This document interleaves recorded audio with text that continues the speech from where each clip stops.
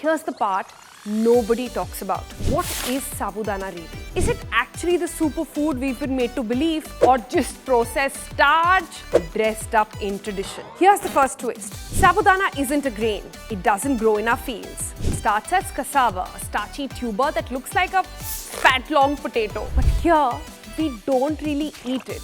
We process it. Peel it, crush it, wash it until all that's left is starch. That starch is rolled into tiny white balls and sun-dried. Those pearls that you soak before cooking, they're not ancient, they're not whole. They are just industrial starch. No fiber, no protein, no real nutrients, just plain processed carbs. Here's the part nobody talks about.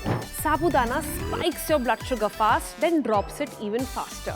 It doesn't keep you full, it doesn't build strength. For diabetics, it's a no-go. For everyone else, it's basically empty calories. Comfort food, yes. Nutritious food, not really. But let's not oversimplify.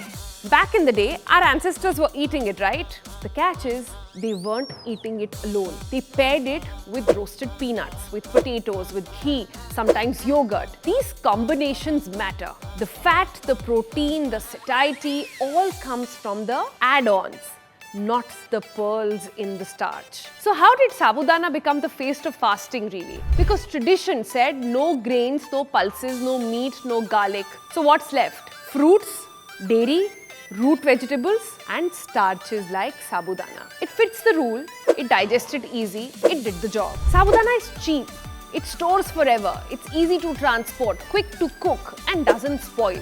For millions, it's practical.